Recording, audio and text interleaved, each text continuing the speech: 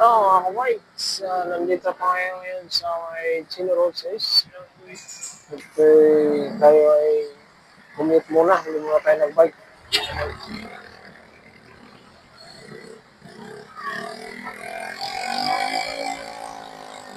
Lakad muna tayo. Ano tayo? Windy, El Puyat. Mga ka-bikes.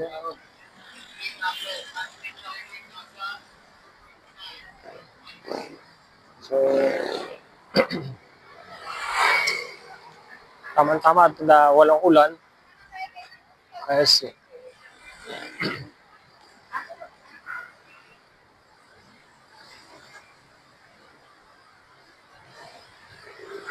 mga ka-bikes. So, ito din yung dinadaanan ko pag nagbabike ako. So,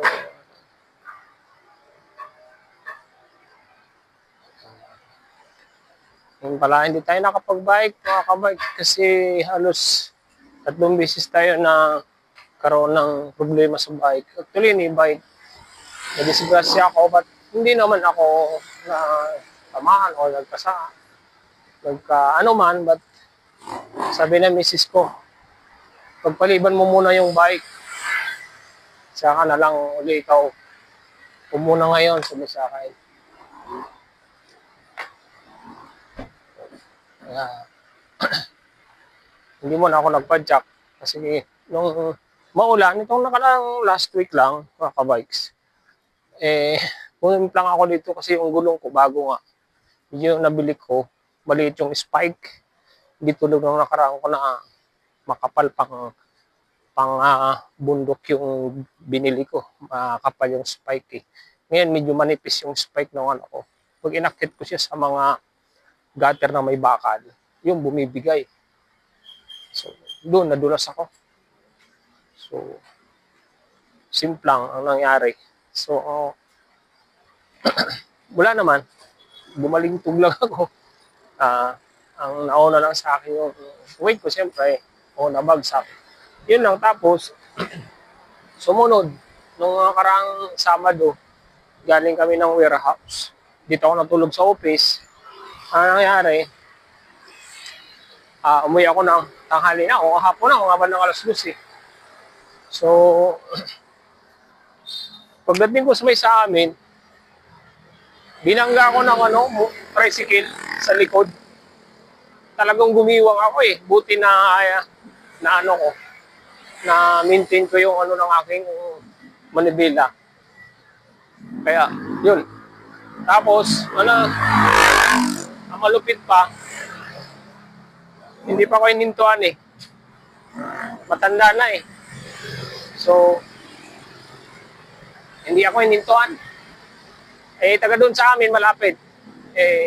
Tinanda ko yung motor. Hinabol ko siya. Sinabihan ko, hindi umiimik. Kaya sabi ko, hindi ka man lang nagsuri. Kita mo, alam niya na nabangga niya ako. Yan sabi ko sa kanya. Hindi ka man lang nagsuri. Sabi ko, may edad na kayo tatay eh. Tapos ngayon ganyan pa.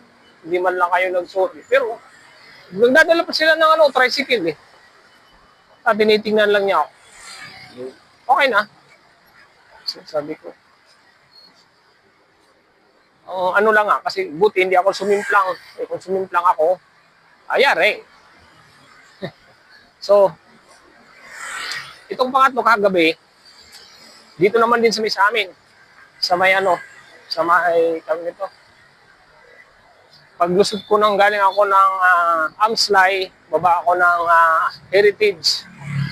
Papunta na ako, papasok ako ng C5 sa tulay, sa ilalim ng tulay. Napapansin niyo yung minsan pag may mga videos ako dyan. Sa ilalim ng tulay ng C5.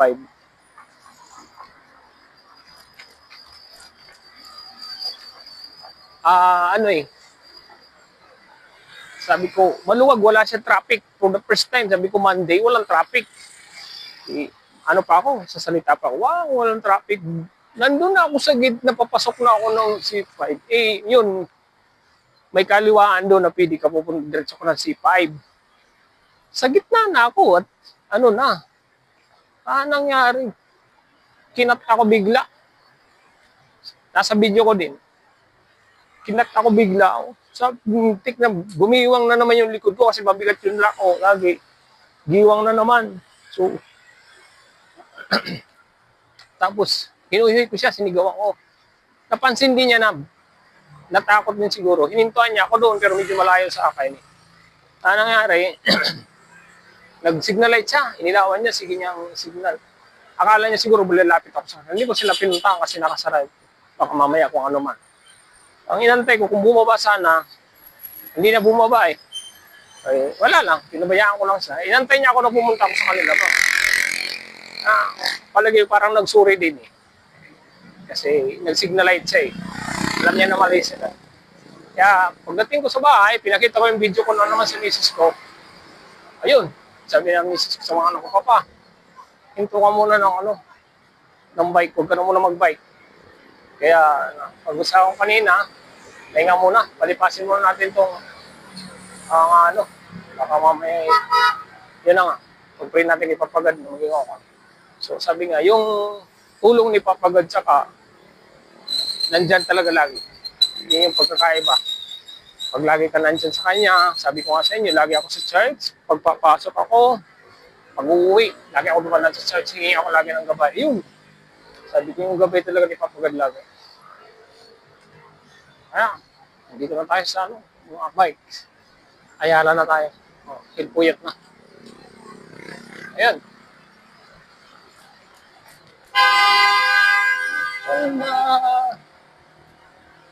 Kaya mga kabikes, kwento ko kasi yun nga. Kaya makapansin nyo, si Kabaks ngayon ay naglalakad. So commute muna tayo mga kabikes. So bukas, schedule ko pala sa doktor. Nandun na naman tayo sa kidney center. So may request na naman sa ating bago. So ngayon, okay, maaga tayo dun. Kasama ko din yung aking may bahay, aking misis. Okay. So napakwento lang mga kabikes. So kabikes, nandito tayo ngayon sa Hilpuyat na. Lapit na.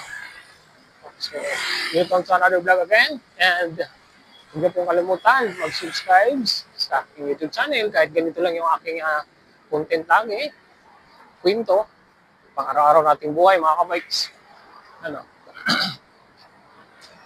Pa-subscribe naman dyan at pa-comment. Then, para update sa akin panibagong videos lagi, yung ating bell icon dyan. Huwag niyo pong kalimutan pindutin. Okay? At si Kabikes, Bikers Balloon Decorator yung ating channel.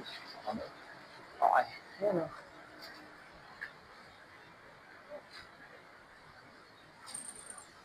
Okay.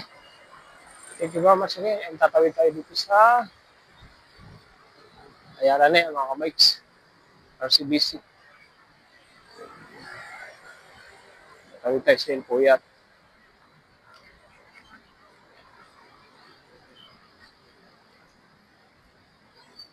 Ito post office yan eh. Ng Makati. Sarado na. Okay. Thank you very much again and have a blessed Tuesday night in ABC na lahat.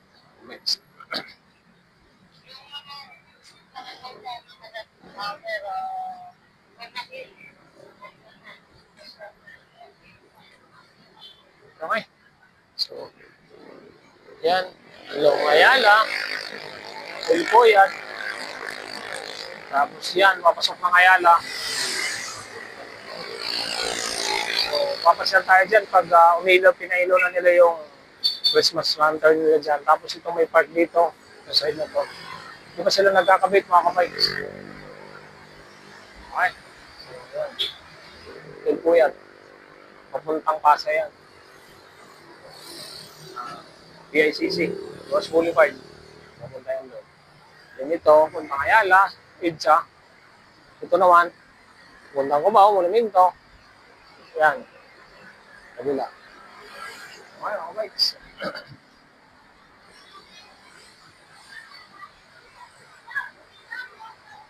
Hindi na tayo akit dito sa Red Bridge.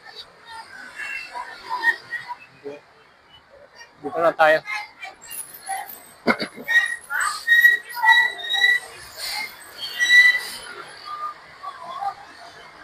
Okay mga bike, hanggang dito lang muna yung ating videos. Thank you very much again and Thank you for watching. Bye-bye and God bless.